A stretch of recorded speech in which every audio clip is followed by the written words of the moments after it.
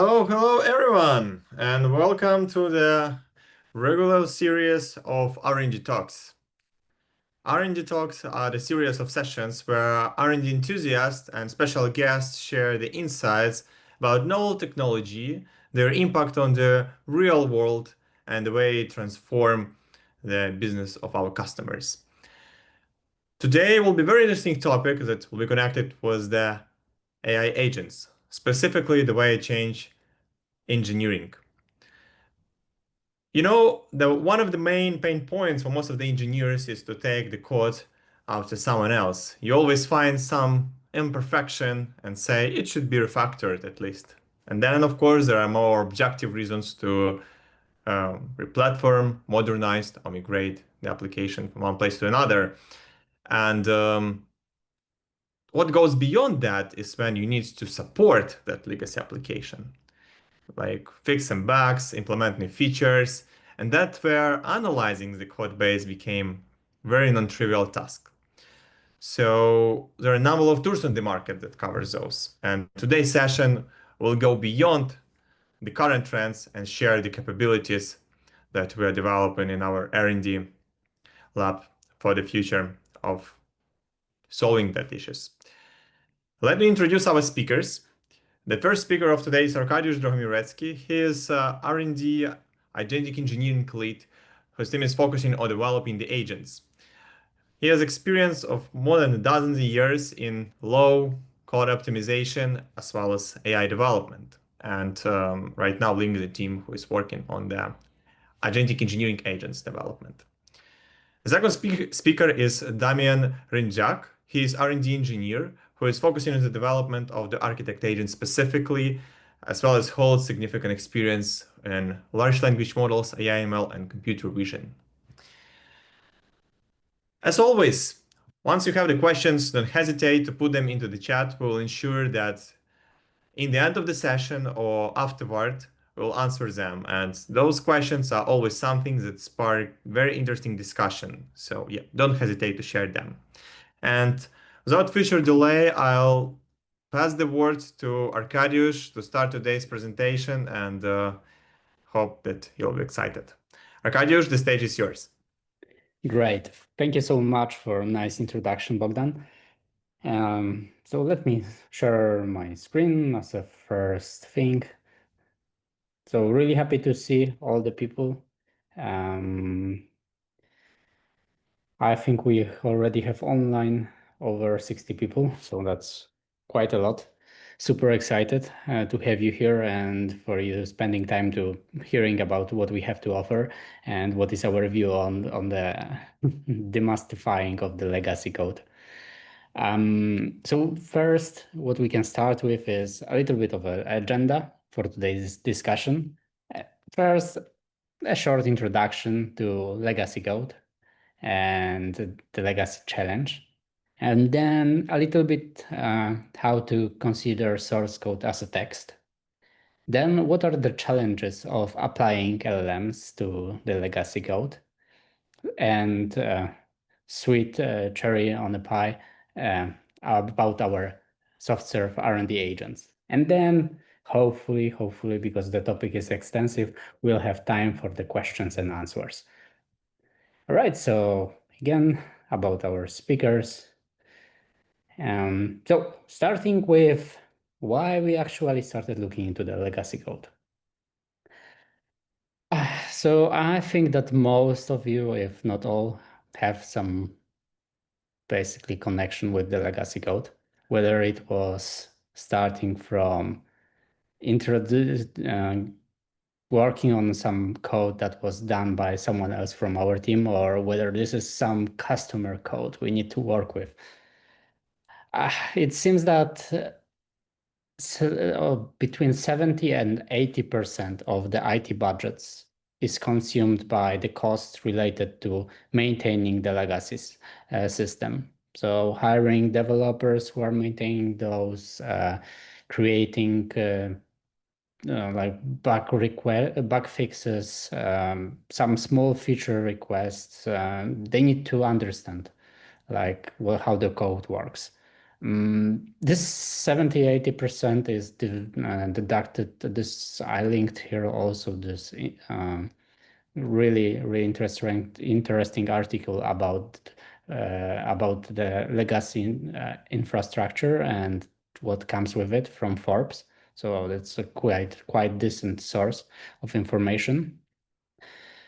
A few other numbers, like average annual maintenance cost is around 30K for one legacy system, just for simple maintenance. And tech upgrade could work 2.9 million, which is the data from 2023. And we all know that working with the legacy code is very time consuming. And it's often hard to understand what is actually in this code, and we often make mistakes about the understanding. Here you can see also one of our examples of the case that we were looking into, a fragment of the progress ABL code and the output from Java, just to visualize it, like what we are dealing with and what we want LLMs to cover. So how it works with LLMs? So first of all, the LLM or even a person needs to process the input, so the legacy code, whether this is COBOL, Progress ABL, or something else, I don't know, maybe requirements just regarding the code or some documentation. Then we need to have some we know that the LLMs are limited with when it comes to the context. So we need to recognize basically we need to be capable of parsing the what we see. And this has to be done in the smart way to create the connections between the individual parts. So we use different techniques like abstract syntax trig or some classical machine learning to understand what are the patterns between the connections between the source code. Then we need to build a context. So for context, again, we know that the LLMs are limited quite with the context size. So most often with even medium-sized repositories, so like 300 files with hundreds of lines, it's difficult to put everything into the source code. Even if we manage to fit it, often the LLMs are either working really long or they are really prone to errors. So smart context building, context engineering, which is quite modern topic currently, is the key here. And then we generate the output, whether this will be a summary, some document, or whether this will be a fragment of a code, for example, written by one of our agents. This is what we are expecting. Simple flow sometimes requires a little bit of feedback loops. So we can review the output, do some judging on it, ask a model to reiterate, find relevant sources, and using new context to update the documentation. I think that we all know we already had some on hands with some of the AI coding tools that did this for us. So benefits significantly faster. The generation of the documentation, it reduces the cognitive load. So we can think more about more abstract on the more abstract level about the entire system, not only a small portion of it, like one function. And we can faster onboard new team members without explaining very detailed about the source code. So where do we see that LLMs add value in legacy analysis? Again, we get back to the summarization of the code generation, user stories, user flows, requirements, etc. Planning for the migration. Here we have a brave statement of that the migration could be performed between 20 to 50% faster. And this is based on our not on educated guess, but already on the estimates with the pilots and the projects we are delivering.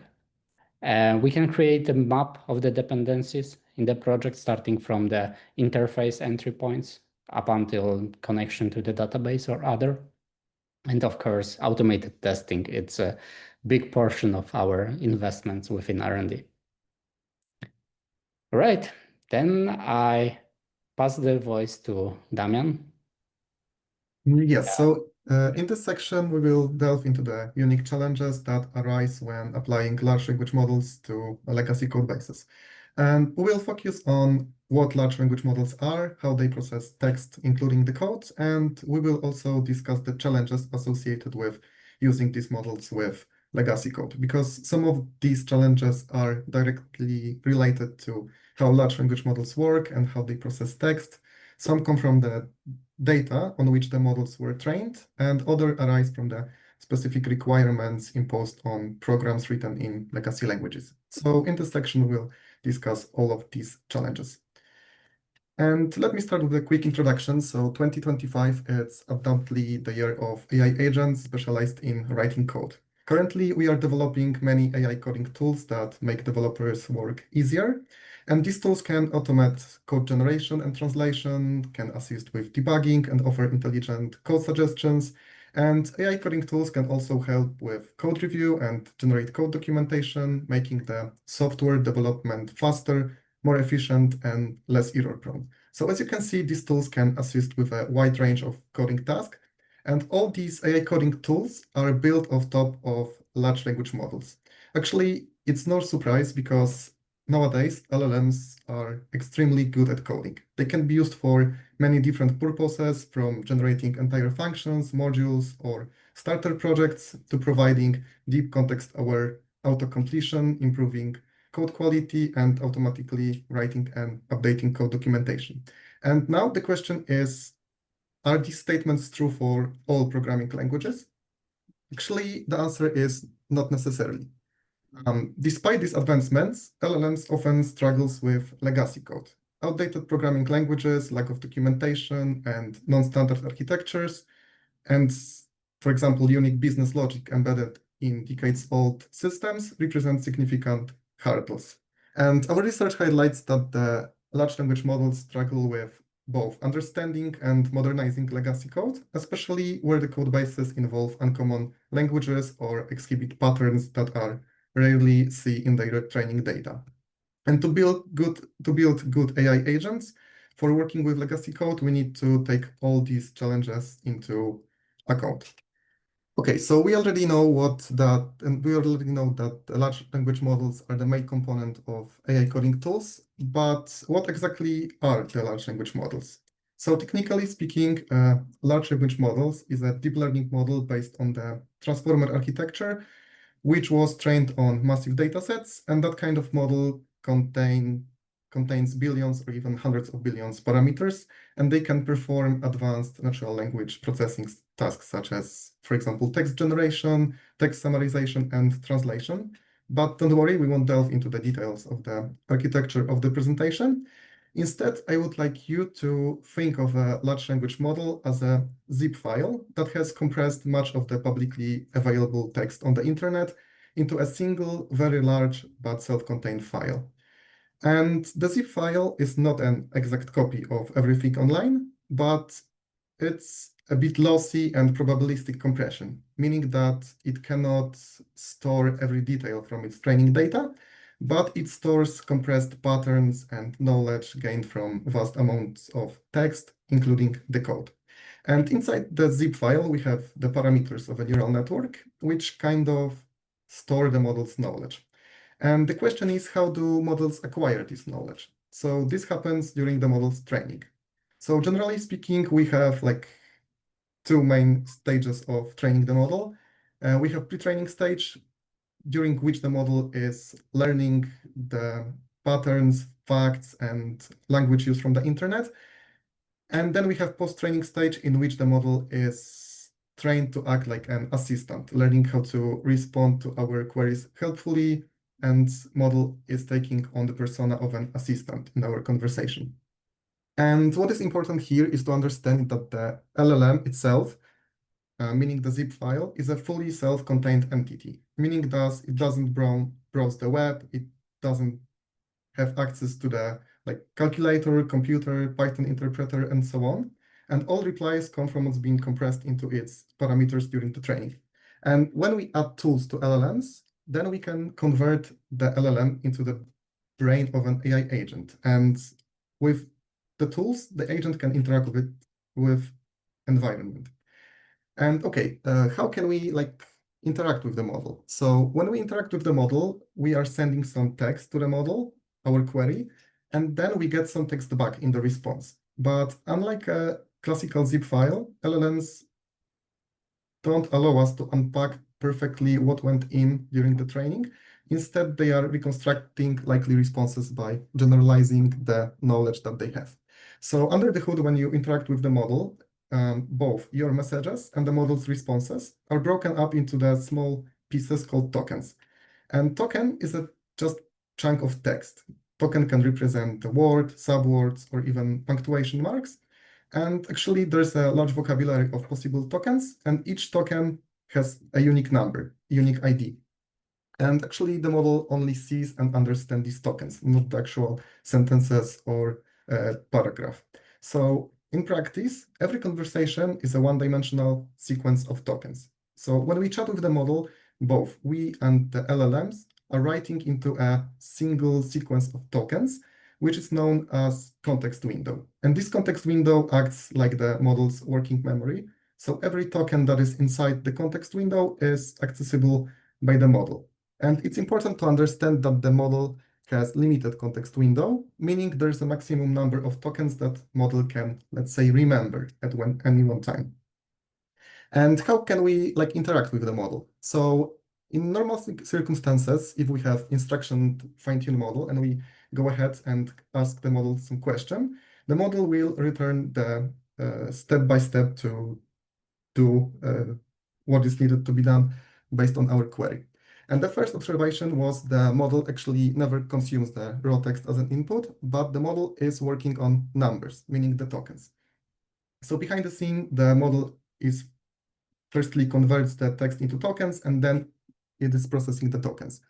And how it works in practice. So here we have an example of tokenization. So I took the information about our company from the website to examine how tokenization would work for such a sentence in English. So as you can see, tokenizer splits, for example, SoftServe into two tokens. Then we have space is as a separate token. Then we have space A and so on. So now we can consider the same text, but translated from English into Polish. And the reason I include this here is to show that non-English languages tend to perform slightly worse in language models. And part of the reason, of course, is the fact that the training data set for the LLMs is much larger for English than for any other language. But however, we can apply this also to the tokenizer. So when we train the tokenizer, we are looking for the meaningful text chunks that we can pass to the model to build the model's understanding about our text. For example, if we take a single sentence in English and tokenize it, it might become, for example, 39 tokens or something similar. But if we translate the sentence into Polish, Korean, Japanese, or basically any other language, you will typically see that the number of tokens is much larger for non-English text. This is because the chunks are more broken up. So the more tokens we need to use to show the same content. And this makes documents written in non-English languages take up more space when proceed. And because the more tokens are needed to pass the same thing but in the different language, the model context window fills up faster, so it can handle less text at once, working with these languages. And then we can extend this concept to programming languages. For example, I used a simple function that was designed to check whether the given word is a palindrome or not. And this function was implemented both in Python and in the legacy language called BASIC.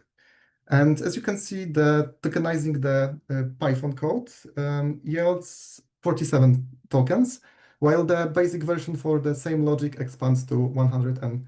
14 tokens. And actually, there are two main reasons for this difference. The first reason is the fact that these programming languages differ significantly in terms of the syntax.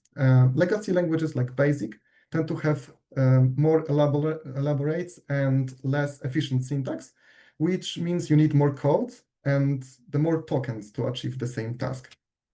And second reason for that is the Python syntax is strongly influenced by English, using many common English words such as for, if, else, and print. And as we discussed earlier, the tokenizer is optimized to split English efficiently into relatively larger tokens, meaning that we can compress more information, more code into single tokens for modern languages. And BASIC, on the other hand, uses distinctive symbols and structure that hardly resemble natural language. For example, we have variable names and formatting that is kind of unconventional. The legacy languages are also introducing characters that are uncommon in English.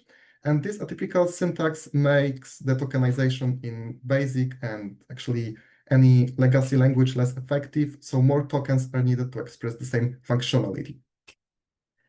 And now let's consider another fundamental limitation faced by LLMs when working with legacy code, the limited context window, which is directly related to tokenization. So projects written in legacy programming languages frequently consist of vast number of interconnected files with dependencies, leading to huge code volume. And to understand such code bases, and an ideal scenario would involve feeding the entire set of files into the language model along with the user's query. But unfortunately, this is not feasible even for medium-sized repositories. And with legacy code, this issue arises even in relatively small projects. For example, I've decided to show 3 small files from the IBM Common is Fun repository, which contain simple functionality. And that kind of code contains almost 2,000 tokens. But what if we take a slightly larger repository? So the number of tokens will also increase significantly. And this is because the code written in legacy languages is converted into large number of tokens, which exceeds the model's context window that we are updating while talking with the model. And this makes it very difficult for the model to maintain the necessary context and relationship between code fragments, throughput, and analysis. And okay, so we already know that processing legacy code with a model is kind of problematic due to the size of the repositories and consequently the number of tokens that the model have to handle. And to understand the further limitations of large language models when working with legacy code, let's look at the training process of that models. So as I mentioned at the beginning, we have 2 main stages for training the model. The first one is pre-training stage, in which we are first of all, need to find the data of appropriate size and quality. And then it is on these billions of text, including the code, that the models learn. So in the pre-training process, the model is receiving the fragments of text, and the task for the model is to complete a sentence word by word. So in a sense, the model is guessing what the user might have meant. And they are performing that kind of task for as long as it takes until they are creating sensible answers.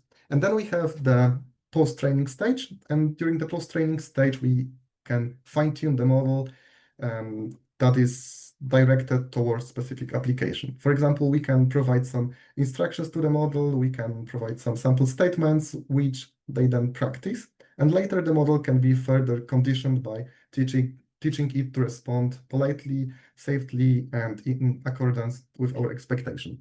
And we can compare that process to like teaching the students. After the pre-training stage, the model knows the language, and then we need to instruct, for example, the model how to write an essay and so on. And now the question is, what data is used to train that kind of models? So in this section, we will discuss the challenges that are directly associated with the training process itself. So when we are training the models, we need to collect a huge data set, and the data set are usually collected from publicly available internet sources. And these sources include web pages, books, community forums, for example, scientific articles, news, code repositories such as GitHub, and other large text.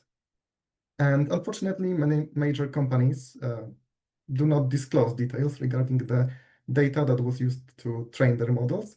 Therefore, we don't know exactly what specific data was used to train these models, and we can only speculate about that.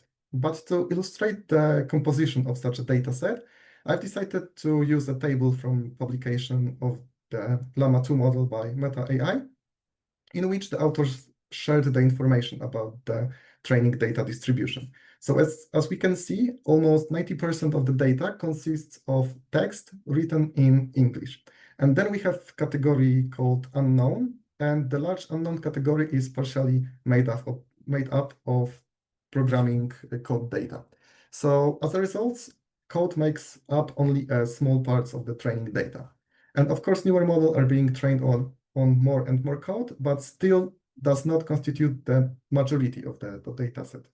And this kind of raises the question. So among the code that was used to train these models, was there any legacy code? And based on our analysis and analysis of the repositories that are publicly available on the internet, and we can also analyze the model's behavior when working with legacy code. And based on the observation, we concluded that there was very little legacy code in the training data. And this results from two main factors. The first factor is the fact that the legacy code is becoming less and less popular among the programmers.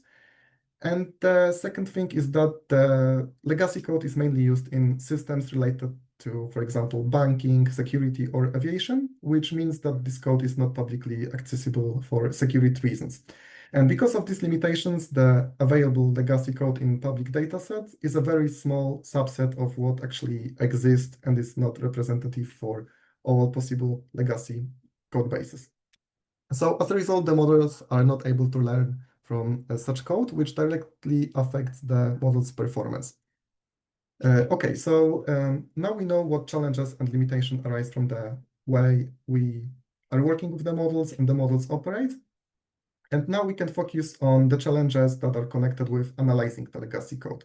So large language models face significant challenges when analyzing legacy code, and they often struggle to achieve a deep understanding of old code bases, encountering difficulties in inferring undocumented logic, misinterpreting ambiguous code segments, and not understanding what the code was meant to do, especially in cases when documentation is missing or comments in the code are outdated.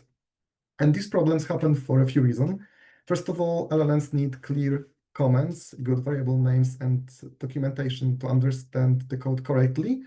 But the old system often don't have these things, which makes it hard to know what the code is supposed to do. And additionally, many legacy systems use outdated or deprecated libraries for which LLMs may have insufficient knowledge, increasing the risk of misunderstanding or missing issues related to these dependencies. For example, legacy code like COBOL and so on is also frequently written in programming languages that are less common today. For example,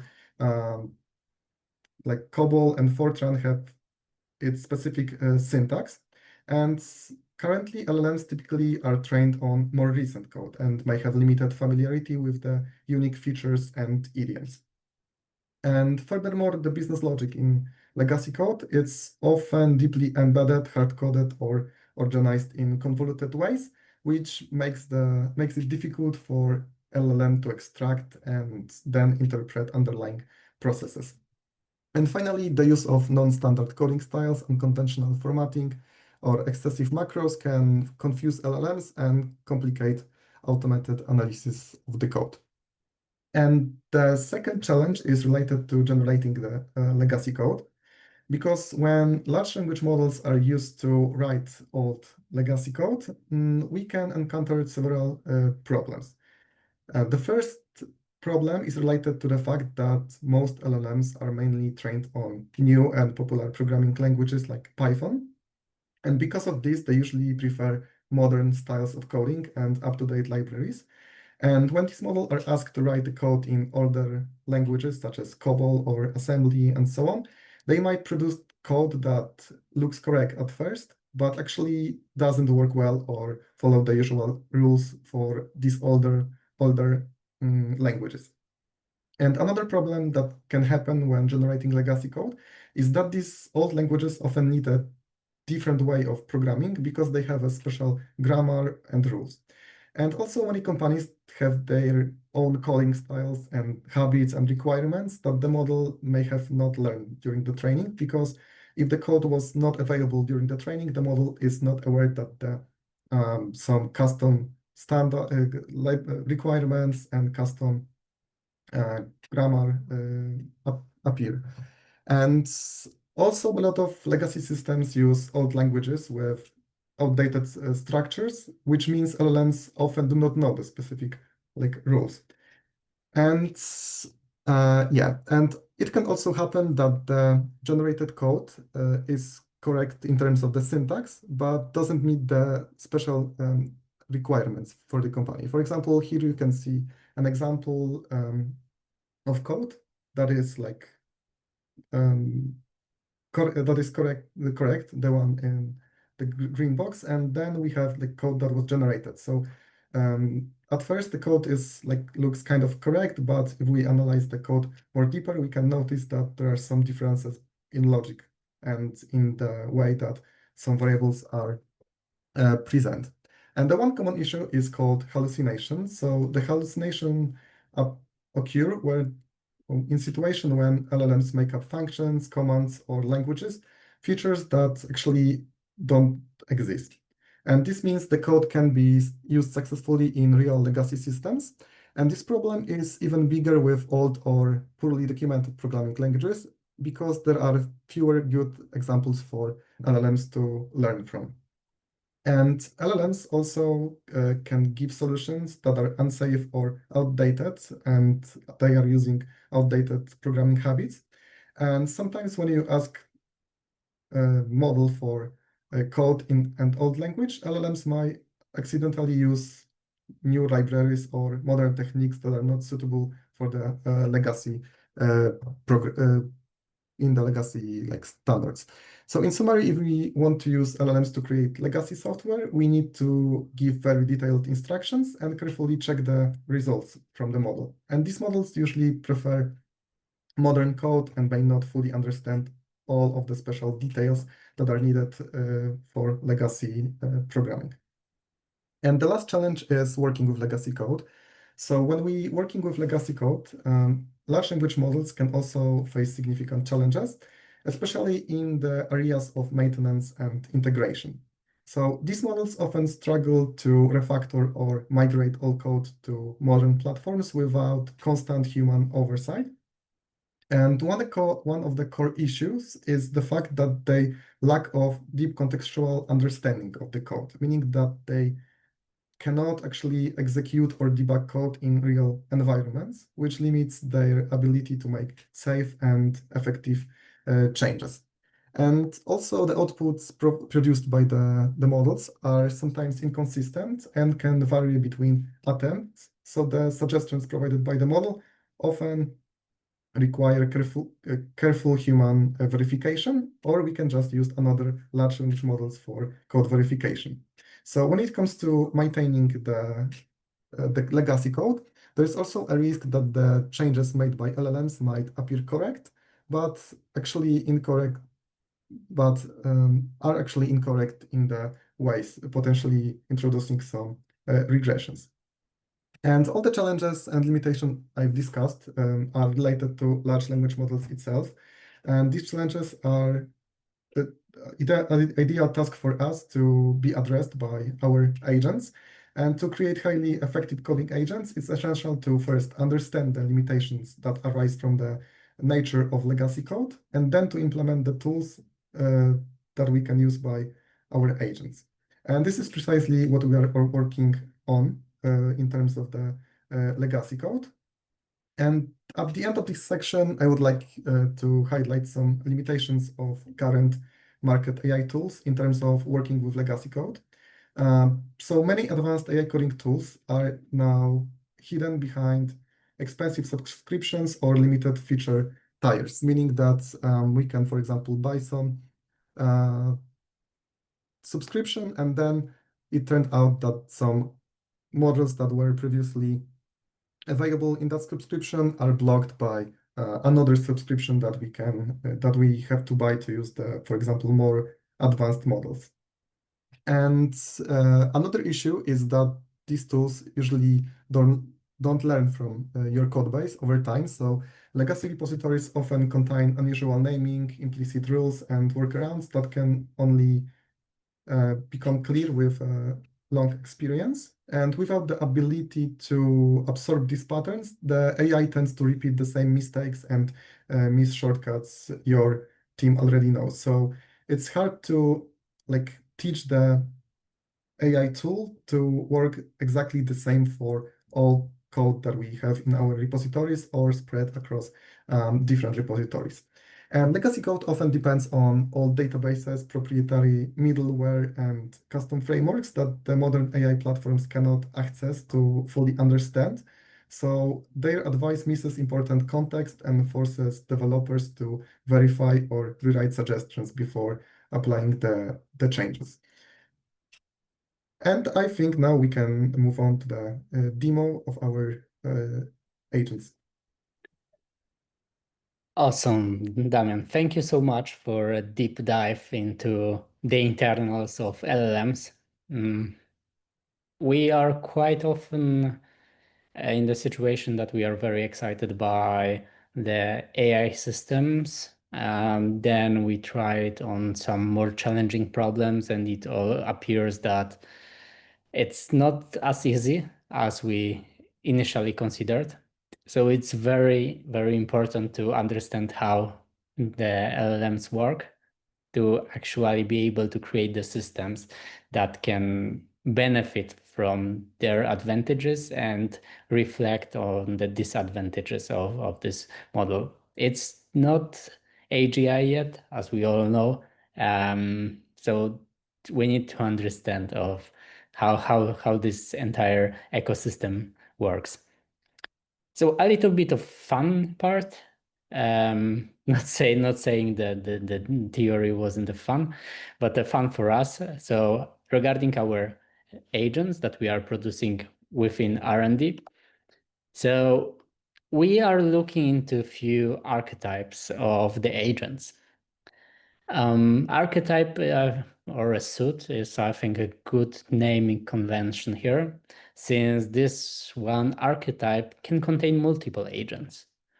So you probably already know about our testing stack, which we have agents for generation of the test cases, to generate the automated test cases for the API, or our QA agent, which is intended for the end-to-end UI testing. We also take a look a lot on the code conversion for various of projects that are happening in the SoftServe. So for example, conversion from iOS to Android. That's one thing we were looking into. Or different conversion logic that can happen within the projects. One of the strong investments that we are taking is also into architect agent to be able to build the understanding of the code base, to generate the documentation, summaries, etc., or some inputs for the people, or actually maybe an agent who will be working with the code. Then one of the latest archetypes that we are looking into and already started reusing some of our existing agents into this ecosystem is the maintenance suite. So maintenance suite is very interesting part. So it's great to use the AI tools if we start with the if we start a fresh project. We can quickly prototype something, get results pretty quickly, whether it's a generation of a new UI, for example, based on the requirements. I think it's the easiest path for the models. That's all works fine. until we end up in the situation that we wanted to add a new change, but it broke everything. So the maintenance agent, it's a bit specialized agent stack that is combining multiple agents working together. I will shortly show a video of it working, which will be a good starting point. Then we will move to a bit of the details of it. Just last but not least, I wanted to mention that we are developing also our internal agentic SDK. So the core team, which me and Damian represents, can support our professional services team with intelligence engineers to deliver more quickly the results for the customers. So without further ado, let me actually show you our work on the maintenance suite and our vision for it.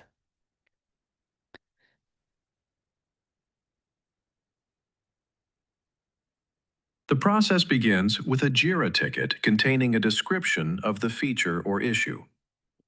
This ticket may also include attachments, detailed requirements, or links to external documentation. The ticket is then moved to the in progress state. Upon detecting this status change, the requirements agent collects all relevant information from the ticket, such as the description and attachments, and extracts key details. It then sends a request to the architect agent for additional context from the codebase. The architect agent analyzes the request, compares the information with internal architectural data, and identifies the files most relevant to the query. After filtering, it examines these files to formulate the most accurate and helpful response for the requirements agent. Once the architect agent's findings are received, the requirements agent may follow up with additional questions for further clarification. Based on the clarified information, it then determines the likely root cause of the problem. This root cause analysis includes a detailed issue assessment, implementation recommendations, an implementation prompt, a structured instruction set that can be provided to the implementation agent for code refactoring. For implementation, various market tools can be used, such as the SoftServe coding utility tool, SSCout, Claude Code, Codee, AMP from SourceGraph, or GitHub Copilot. The implementation agent applies the changes, executes tests, and prepares a pull request, PRI, for submission. This is how agentic AI streamlines the journey from a JIRA ticket to a fully tested, submission-ready pull request, saving time, reducing errors, and accelerating delivery. Empower your team with SoftServe R&D agents today and experience the future of intelligent development. Awesome. So really excited about the modernization suite. We are hoping to actually develop it even further, apart from what we did already.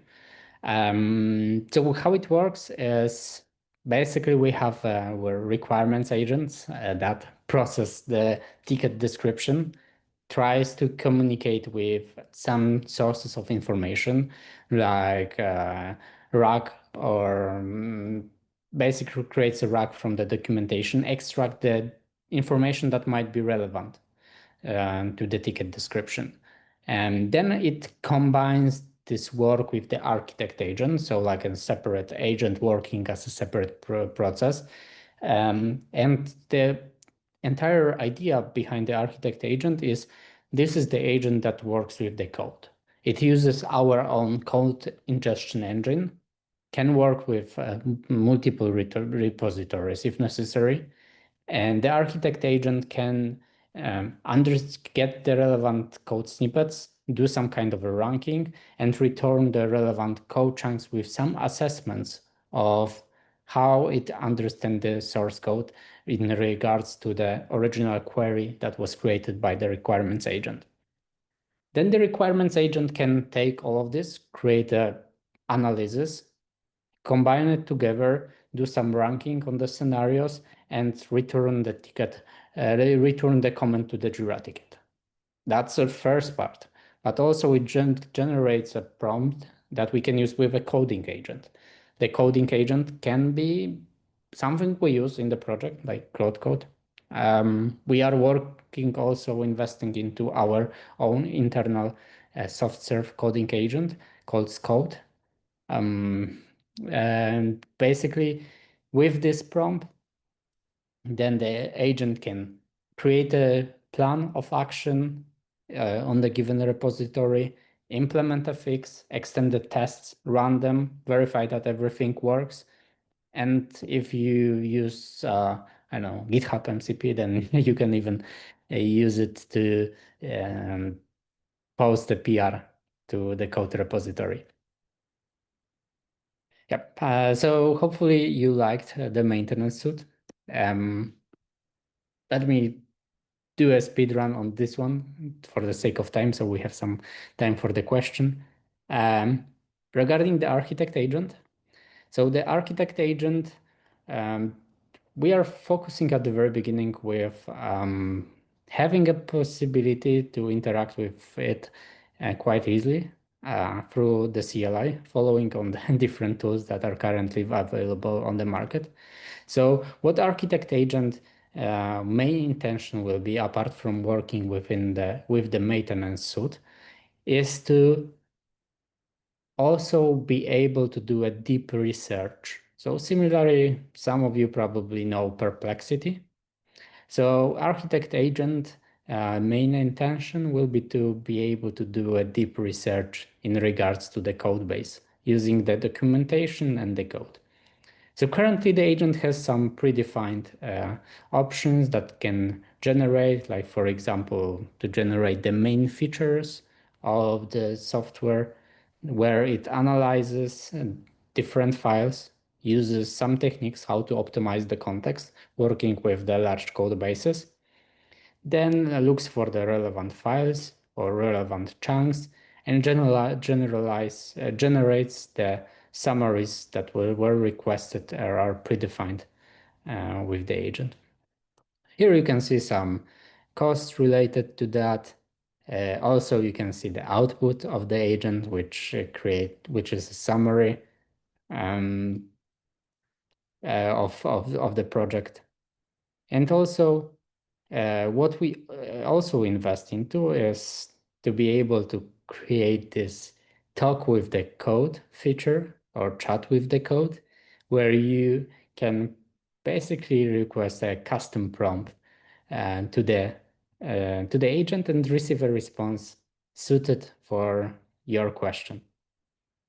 Again, probably part of it can be done by the tools that are currently available on the market. While our goals are definitely some beyond that. So multi-repository support, also centralized agent service, working and communicating with the CLI to unify the answer across the entire team, and also have a short feedback from the teams that are working on SoftServe to deliver the customization that is necessary or adjust to the project, and also to actually be able to deliver good agent that will bring a benefit internally within the company, and also to not to be attached to one specific vendor. For example, quite recent advancement of Cursor increasing the price for the subscription or lowering the rate limits. It's good to have an option on our own to be able to switch and use our own tools. All right, we'll probably leave the QA agent for today's discussion for the sake of the sake of the time. But just a reminder, we also developed the agent that is capable of processing natural written languages and perform the execution on the web application. Also, a part of our recent advancements are the advancements towards the mobile application, which will be available shortly, and generate the automated tests after the execution. And report, of course. Just a quick speed run through the QA agent. How it looks like? We look into different areas of the SDLC process, starting with a BA agent, ending up on the QA agent and DevOps agent through coding agents, data agents to retrieve information, or to DevOps agents to deploy the actual application. So now I think we have a time still, 8 minutes for questions. Thanks for presenting, Arkadiusz and Damian. I think we are just on time with presentation. So thanks for sharing. That was very interesting, and I think the demo that showcased the capabilities was just to the point. From our today's audience perspective, do you have the questions that you would like to ask? If so, please feel free to go either in the chat or raise their hand and ask in live. I'll give some time to prepare those. Before we wrap up, I just would like to remind that we conduct the R&D talks on monthly basis. So next R&D talk will be in September. And I hope you enjoyed those series of sessions. And if you now have some ideas of what you would like to hear more, we plan to share the questionnaire to get more insights from you. Okay, Matvey, you have the hand raised. Please proceed with the question. Yes, hi guys, very excited, looks very promising. I've got a question about interaction between agents. Is it some kind of protocol between them? Or do you communicate via just text files so far? Yeah, so one option definitely we're considering is actually to use MCPs. However, I'm like for the current use cases that we are having, we are pushing towards having a custom communication over HTTPS.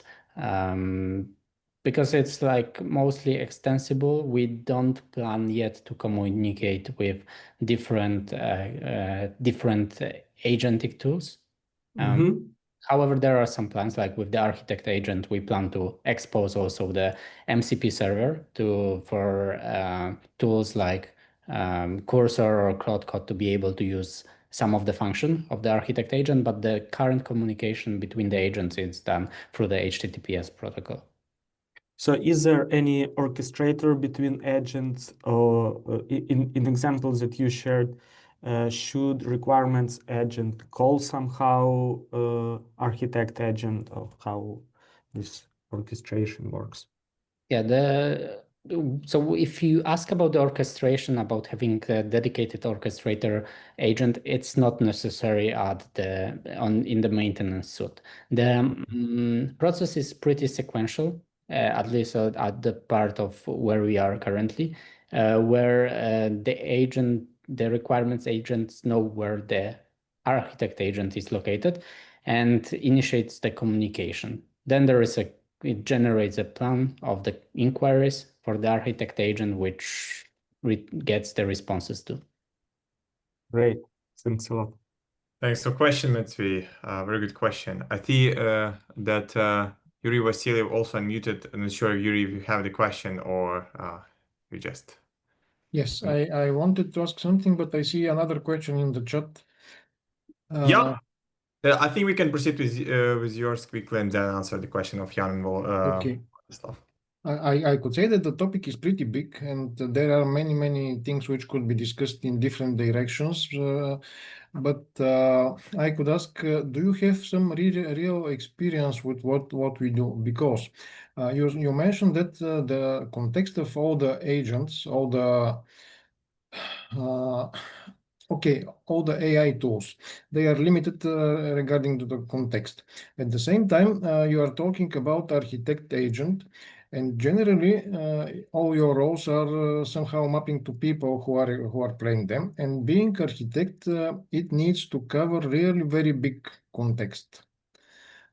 So how you solve this problem? This is one question. And I could say that the approach for solving the problems with the old code could be very different from what is happening and how the current day code is processed. You explained that there are few examples. It is not completely clear. From one hand, the old code is for sure it is not like the current day code, and this is the evolution of programming languages and all the concepts. But for the old languages and systems, there are documentations which are describing what and how has happened at this time, and just all the education of the agent has to be different. So these are two different questions and direction of discussion, and I could continue with more, but you see that it could be really a big discussion. Yeah, I think that those are quite deep questions, both of them. So I will try to respond pretty quickly, finding the right words. However, I'm pretty sure that you might not be fully satisfied with the complexity of the answer. So first of all, how to tackle big problems. Chunking and smart searching. Like this is the main point, like creating a plan of action and then then chunking the problems into smaller parts and trying to take the small chunks of the code bases or the documentation. Then combine this together in the responses, have some feedback from a person as well. We still know that the agentic suits are not independent fully, so they require some feedback from a person. So this is how we approach the problem. Answering to the second question, that's actually the documentation of the legacy code is actually what we were using while analyzing, like, for example, the case that we were working on to convert the Progress ABL into Java. It's actually the documentation was very valuable asset into doing the conversion from one language to another to create this kind of a intermediate hoop where we first create a natural language description of the source code and what it does, and then to generate the output code from it.